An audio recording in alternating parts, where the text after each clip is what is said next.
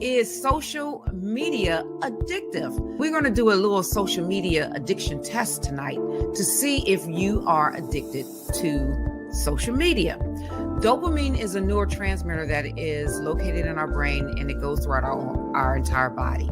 And what happens is, as a result of pleasure, it is released in the brain, and it is released when we have some type of external stimuli like pleasure, motivation, satisfaction, things of that nature. So at that moment when you have that orgasm and you're like, you're doing all that stuff, that dopamine is being released. In your brain, it's called the pleasure center. Because it is released in your body and it feels good, you want that same sensation over and over and over again.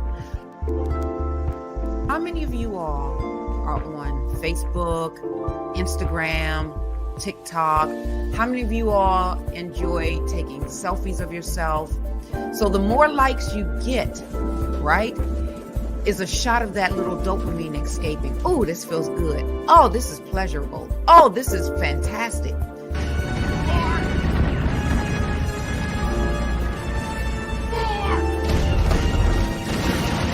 You get so used to that feeling that you reach for your phone first thing in the morning. I need to check my social media. Anything crazy happen, I need to know first thing. You look to see what will make you feel good as soon as you wake up. And I can't stop thinking about it, and I'm obsessing about it, and I want to think about anything else but that, but it's making me crazy. It's TikTok, Facebook, Instagram, Twitter, Black Twitter, whatever it is. Do you long for that? Are you hungry for that feeling to see what's happening? Ha! That's so sweet! That video seriously makes me laugh. Let me check my email again. Oh man, nothing from Lawrence yet? Whatever, weak. I gotta see that post from Cloud again. I gotta have this phone in my hand, or I gotta be plugged in to some type of social media platform. All right. So if you are honest with yourself, you have to be honest with yourself and say, you know what? When I don't have my phone, I think about it quite often. You could be treading on an addiction. You could be treading on an addiction. Take it till you get make more it. Likes, to get more followers, to get more subscribers, to get more, to get more, to get more. And you see how that addiction is? It's sort of like a drug. When a person first takes that hit, that first hit of whatever that drug is, their brain is forever changed in a sense. And then you want more, you got to get more, you go on a hunt. And like I said, it can be very disruptive. Cut your time on social media in half. In my See, regular now, program, I wish I it's had just my been- bumper. Hello, my urbanites. Guess what? You have landed into the Urban Suite with me, Dr. Lisa LaCon. Welcome, welcome, welcome. Listen, we have a huge show as always tonight. So guess what? Stay with us. We'll be right back.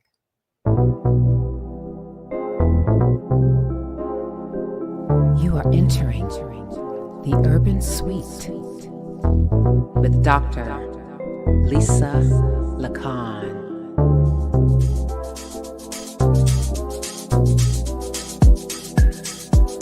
Let's talk about urban issues plaguing our community. That's good to hear. That's good to hear. Let's talk about mental health.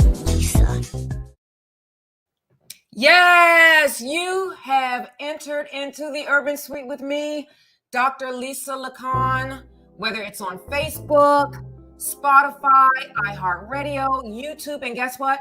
I have landed in LinkedIn. I'm in the LinkedIn land now, you guys. I got to ring my bell. So, we have a huge show tonight. We're talking about what is happening with the NAACP and the Oranges in Maplewood, the chapter. It's election time, you guys. And we have a candidate tonight. Dr. Jennifer Payne Parrish will be with us in the Urban Suite after these messages. So stay with us. We'll be right back. Urban Twos for Change Network is sponsored by Bless Ministries Incorporated, BMI, the premier workforce development agency in the state of New Jersey. We are here to serve you. If you have a history of being on parole, if you are on probation, if you are an adult with a disability, if you are a youth with a disability and you're looking for employment, come check us out at 973-733-WORK. So again, BMI sponsors Urban Twos for Change Network.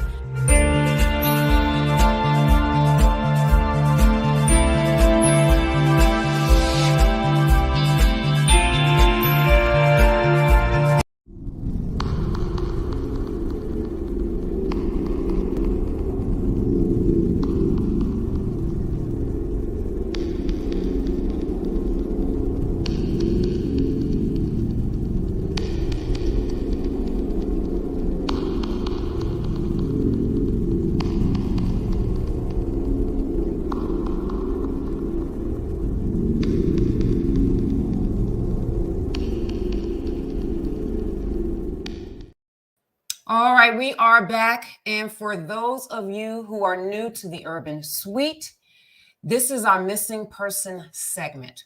Now, what I do in this segment, I highlight Black boys, girls, men, women who are missing throughout the entire world, because oftentimes we don't have a platform to do that. So I'm going to start off with some good news. We have a found safe. What is her name? Yes, Alexis Nicole Brooks. I highlighted Alexis, maybe was it last week or 2 weeks ago? I can't remember. But she was from Wilmington, North Carolina. She was one of two from Wilmington, North Carolina. She has been found safe, thank God. But now on to our missing person. Who do we have for our missing person? Lamia Schaefer. So let me read this. I have to put my readers on, you guys. All right. So Lamia or Lamaya, I'm not certain how she pronounces her first name, but she's been missing since September the 20th, 2022. Now it's what? November the 16th, and she's still missing? That's not good. She's been missing from Wichita, Kansas. Listen, you people from Kansas, Wichita, I don't know what you call yourselves, Wichitonians, I don't know. But anyway, she's missing. She's only 14 years old.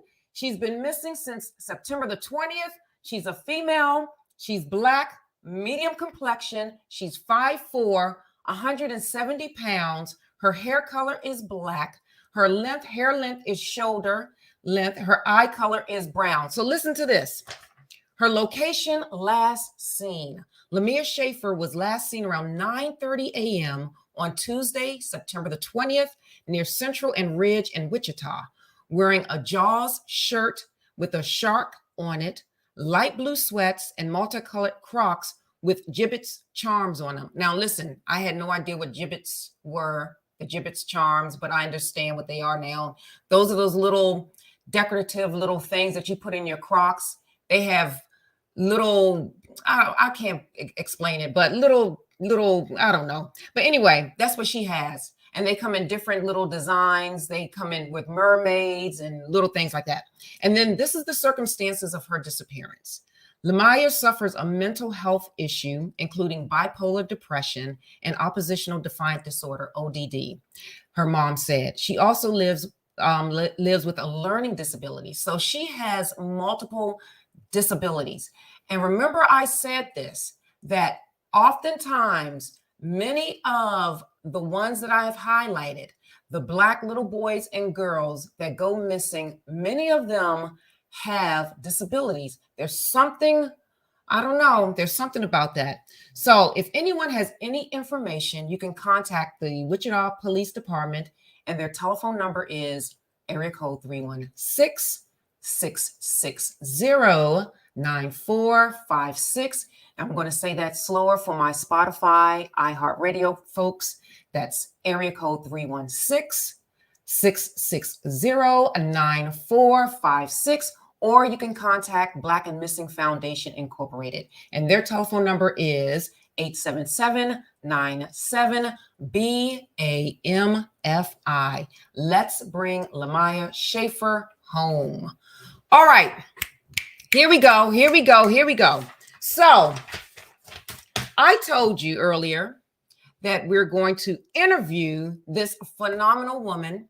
Her name is Dr. Jennifer Payne Parrish, and she is running for president of the NAACP in terms of, let's see, the chapters. So it's the Oranges and Maplewood up here in New Jersey. So you have the Oranges, you have West Orange, South Orange, East Orange, and then you have Maplewood. So I'm going to bring her out from behind the curtain, Dr. Jennifer Payne Parrish.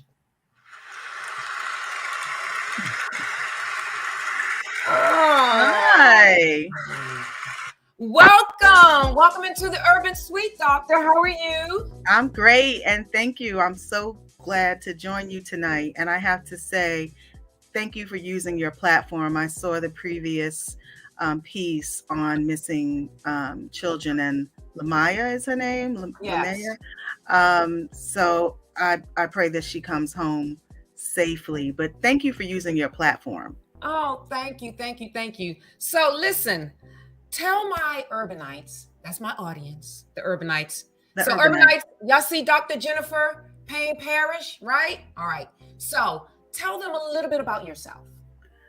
Yeah, so I am originally from New York, transplanted here in New Jersey about 26 years ago. My husband is originally from East Orange, New Jersey, and I am, a graduate of an HBCU. I graduated from Hampton University. Go Hampton! Proud graduate of Hampton University. I got my doctorate in pathology from the Albert Einstein College of Medicine in New York. And I've been in the pharmaceutical industry for about 26 years. And in between, I've owned my own science and academic resource center here in New Jersey for about 16 years. And 2 kids, one getting ready to graduate from college and one already a graduate of Hampton University. And just a lot. Oh my goodness. So how do you do it? I mean, not only you guys is she beautiful, but she's so intelligent. Now, let me tell you, I didn't like natural sciences. No, give me the social sciences. Oh no, and I'm fine. I was the other way around. Right. I loved the natural sciences, and you'll have to bring me back because I'm writing a book on my experience as a Black woman in science. Oh, yeah. You'll have to bring me back. We'll talk all about that. Yes. Yeah. All right. So getting back to the heart of the matter. So you are running for president of the Oranges Maplewood chapter of the NAACP. So give us a brief explanation about the NAACP, who they are, like their mission, and just even break down what NAACP stands for people that may not know. Okay. So the NAACP is the National Association for the Advancement of Colored People. Founded in, some people say 1908, 1909. The idea was definitely sparked by some of the racial injustices happening in the country at that time. And some of the founders, it was very diverse group of people, so white and Black, but some of the founders we know very well, W.E.B. Du Bois, Ida B. Wells, etc. So a dynamic organization that has lasted for over 100 years. And we know the involvement of the NAACP in a lot of the in the fight for justice, if you will, during the civil rights movement. You had the Legal Defense Fund, which was part of the NAACP, and of course, all of the work of Thurgood Marshall, Brown versus the Board of Education, etc. That was all the work of the NAACP. So it's a dynamic organization, and I'm proud to be a member, and I hope to be its next president of the Oranges Maplewood. All right. Well, that leads to my next question. Why you? And this is a two-parter. Why you and why now? Well, why not me? And why not now? I think as women, and especially as Black women, many times we don't see ourselves in leadership, right? We have to be tapped or asked to lead something. And traditionally, quite honestly, the NAACP has been led by Black men. But the work is that of all of the people, and traditionally it's been Black women. So why not me, and why not now? All right. And then what are you personally bringing to the table as a president? Yeah. So in my day job, I'm a clinical strategist. But in my life, I'm a strategist. I mean, that's what scientists are. We're strategists. We have to look at data, analyze it, and determine what works and what doesn't work. It's just part of who I am. And so I lend that to the work that I do currently in the NAACP chapter and branch that I'm part of. And that would be my focus as its president. And that's not a skill that everyone has. And I definitely know that that's something I do well. All right. So let's talk about your platform. So you have transparency, integrity, and community. So let's talk a little bit about each one. So let's start with transparency. Tell us about that. Right. So actually, my platform is transformation and transparency for change. And part of that transformation includes community, includes integrity. And I think ultimately what I would like to see and what I would like to bring to the NAACP, and this branch in particular, is a level of transparency that includes the community. Right now, most organizations are led by a small group of people, and a lot of the decisions are made without the community input. And so a lot of times, and it's not just in this organization, but in many organizations, we think we know what's best, right? And when I say we, I mean that small group of people who are organizing, etc. But it's really important to understand what's happening in the larger community and what the community wants. The community knows what they need. And I think that dialogue has to happen on a more consistent basis. Otherwise, we're talking to ourselves. We're organizing programs that really only meet the needs of a few. And are really only based on our own understanding of what the needs are. So that is why community is so important to me, because that's where we're trying to have the greatest impact. Now, under transparency, you have something like the end of 2-year delay of financial audit now. So has there not been an audit, or what? There has not been an audit in the past 2 years. And, of course, COVID, was, had a major impact on most organizations' ability to kind of function. But I don't think that's I don't think that can be used as an excuse. Right, because we had an audit at BMI. Every year we have an audit, yes. Well, I think when you are taking the public's money, you should audit every year, right? You are accountable. And that's part of the transparency that I'm speaking about, right? So it's important when, and I don't care whether the dues are $1 or $1,000. If you are using the people's money, then you are accountable to them, and you should have an audit. Right. An outside auditor, not someone from the inside. Absolutely. Absolutely.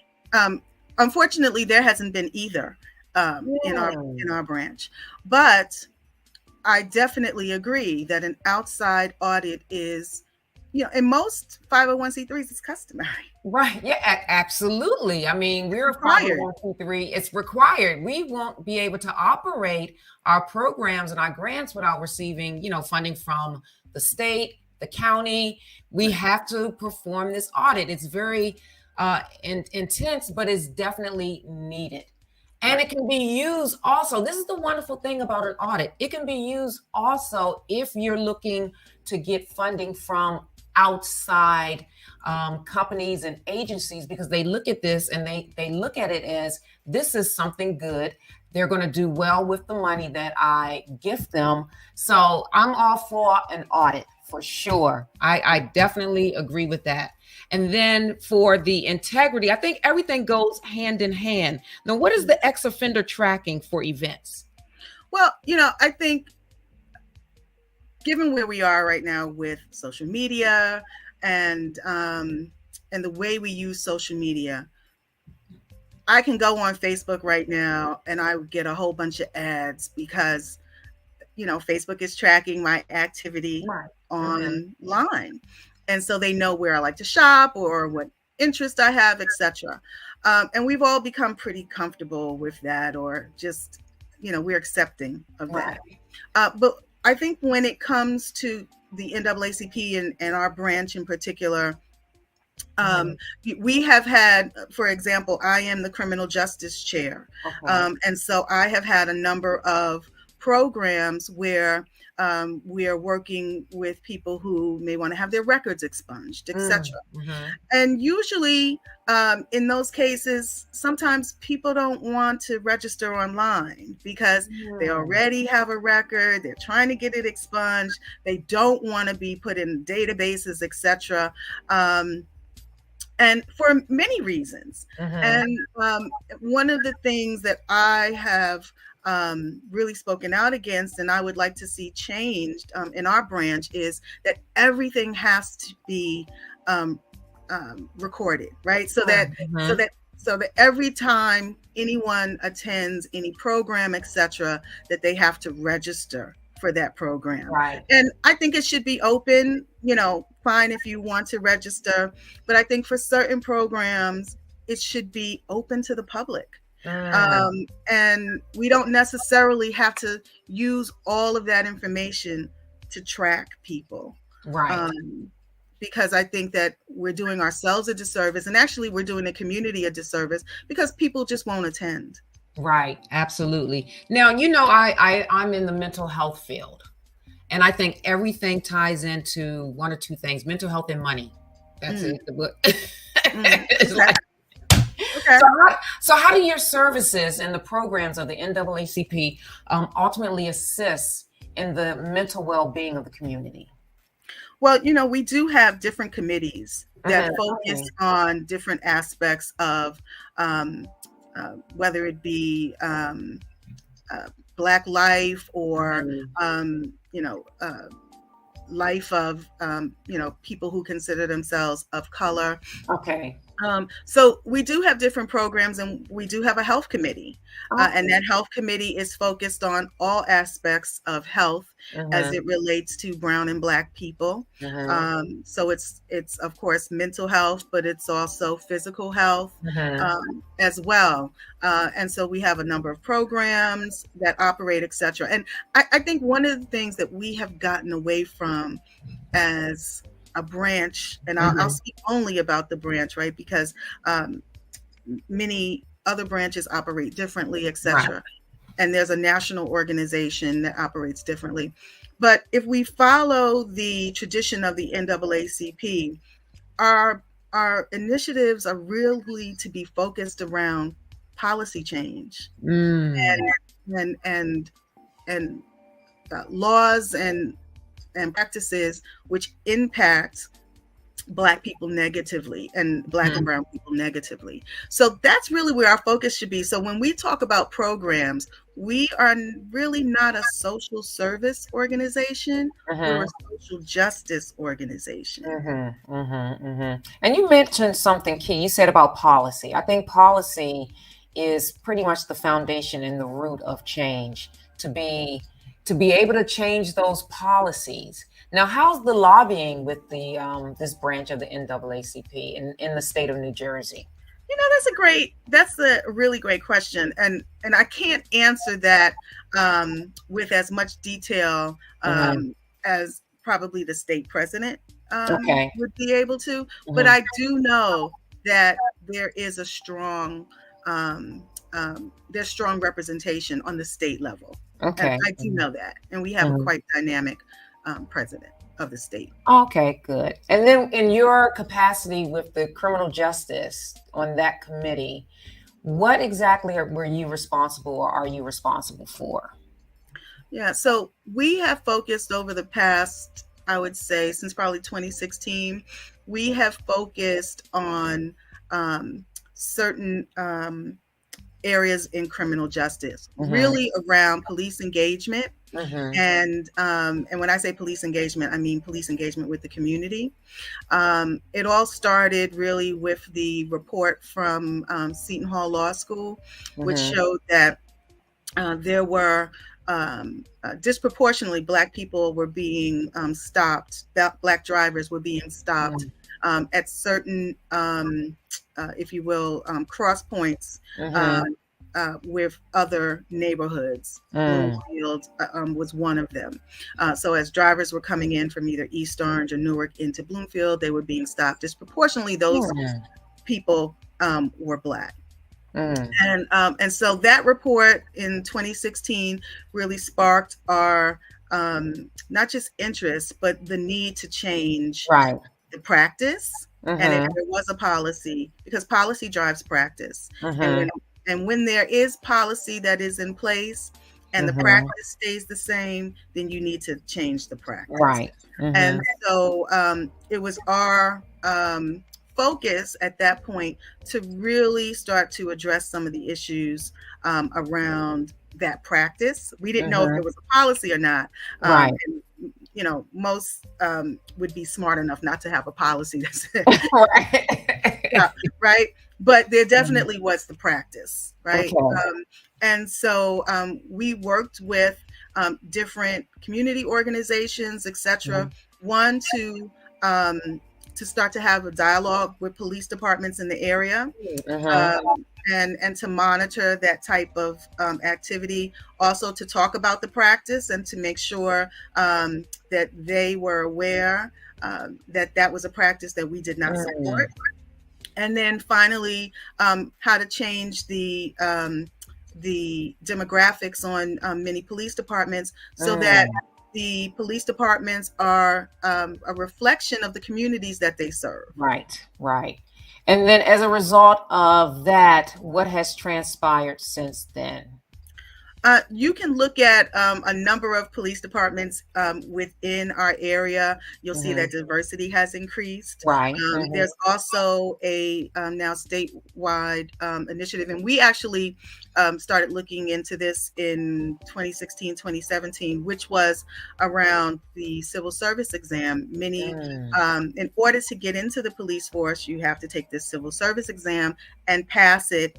And so it was a barrier for some.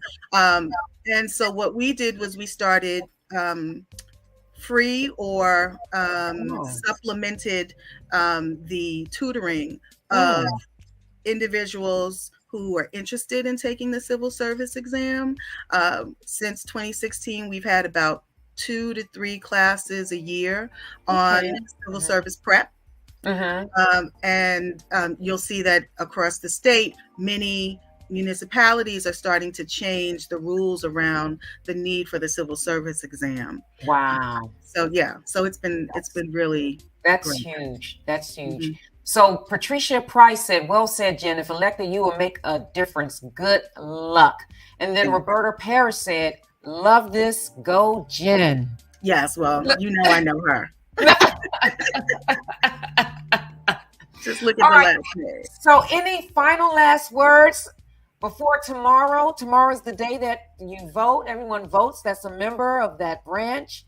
Thursday, November the 17th, I believe it's from 4 p.m. to 9 p.m. Yes, You will receive a text or an email that's right. and with the slate. And based on that, you go and vote. That's right. Mhm. That's right. And I just want everyone to vote. My hope is that you'll vote for me. And we'll see what happens at the end of the evening. All right. All right. So when will you find out? Like at 9:30? You know, because everything is so electronic, I believe Right. you'll find out as soon as the voting is over. Oh, okay. Because it's going to close at a certain time. That's at right. 9 p.m. it's going to just close and shut down. That's right. So get out the vote. Get out the vote. the Tell vote. all your friends, send texts, emails. We have Yeah. to change. We have to pivot. We need transparency. Yes. And the only way to do that is to change your leadership. Right. That's right. And we And need be those bold audits. about it. We need I'm those sorry? audits. I said we need those audits. We need those audits. We need an audit. And Yeah. and the people, and this is the last thing I will say, the people speak. The people Mhm. speak when they vote, but the people also speak when they demand change. And Yes. so it's not just who your leader is or who the president is. It's also demanding change on an ongoing basis. And Yes. there should be a push. There needs to be an audit. Yes. We cannot have executive committee members, whether it be the president or anyone else on that team, acting as vendors for the branch. That is not appropriate. And even if it is, we need to show a process for how we do that, right? Right. And I would say at a minimum, it's just a conflict of interest. Right. Wait a minute now. Wait. That's not going over my head now. Wait a minute now. You just wait a minute. So wait. So basically, repeat that. So you're saying when executive committee members act as vendors, right, for any for goods and services, right? For goods and services, They're that's paying considered themselves. a conflict of interest, right? Because your checks and balances need to be in place. So if you don't have the transparency, you don't have your membership kind of weighing in on who will be the vendors for particular programs, etc. If all of that is decided in a small group, and then you decide it among yourselves, that is a conflict of interest. Yes. That you cannot do with the people's money. We must get better. We must get better. Yes, because typically you ask for at least 3 different vendors. That's right. Kind of ways, A, B, or C, and then you. Well, if you do any work with the government or any large corporation, they have to have bids. They have to right. As we have this work and we need these people, and even for what's considered, I think it's called consulting services or specialized services where maybe you need to use X, Y, and Z group. That still has to go through a process to ensure, right? I sat on the school board in Maplewood, South Orange for 6 years, right? We could not just hire anyone we wanted. Right. That has to go through a process so that it's fair and equitable. Right. Absolutely. Instead of saying, I want to do it. Thank you for choosing me. Right. And I'm the only one saying, thank you for choosing me. Yeah. You can't check and balance yourself. That doesn't work. So we need people and the membership to speak up. Yes. And speak up, and don't be afraid to speak up, and don't be afraid to say, you know what, I need to understand this, right? And that's what I do, regardless, whether it's the NAACP, Oranges, and Maplewood branch, or any other organization. Speak up and ask the question. Yeah. There are other people who are thinking the same thing who don't want to speak up. Right. And I tell, you know what, it's so interesting when you talk about speak up, because a lot of people feel very uncomfortable speaking up, especially, our community, Black people feel sometimes very uncomfortable. We feel like, oh my gosh, I'm not worthy. So this is what I tell my clients. They feel uncomfortable. write it down on an index card and just say it to the person. If you feel that uncomfortable, you have something in your head, write it down and just go for it, because oftentimes we're not really brought up to speak our mind. In fact, sometimes it's just the opposite. Just be quiet. Don't want, So Right. yeah. So speak Right. up. Definitely Right. speak up and vote. All right, Dr. Jennifer Payne Parrish. Thank you for entering into the Urban Suite. Thank you for having me. Oh, thank you, and all the best. And we will find out tomorrow who the president of the NAACP, the Oranges Maplewood branch is. You Thank will. you. All right. Bye-bye. All right, that was fantastic. Fantastic. Thank you. So, Curtis, any thoughts about that?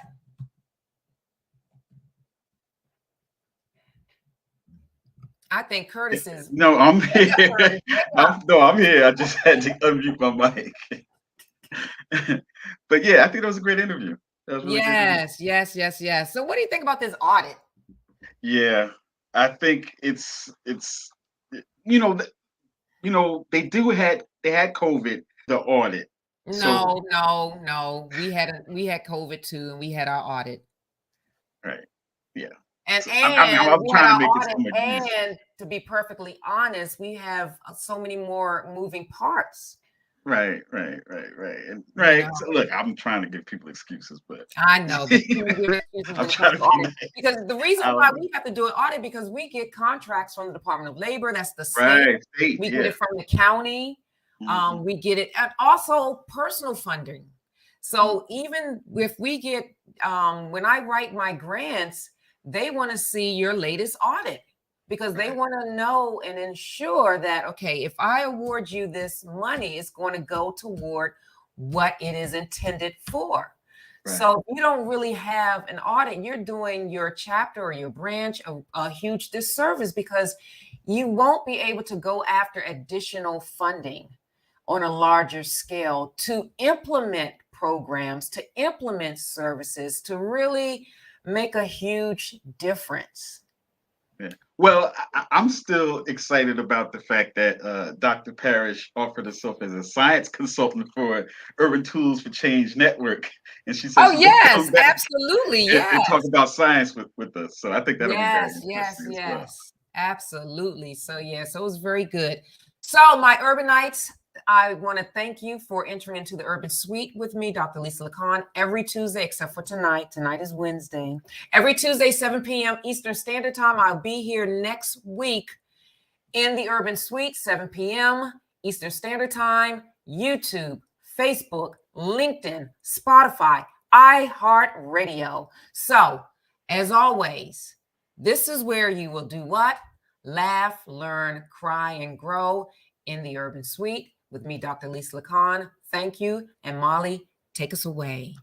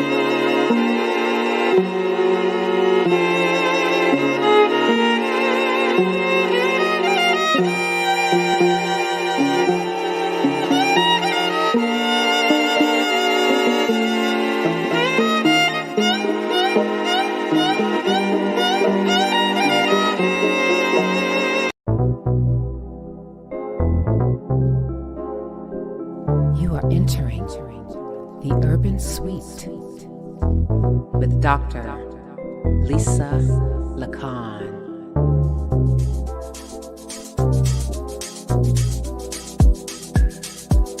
Let's talk about urban issues plaguing our community.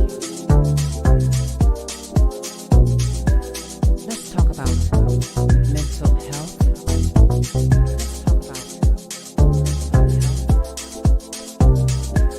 Let's talk about sex.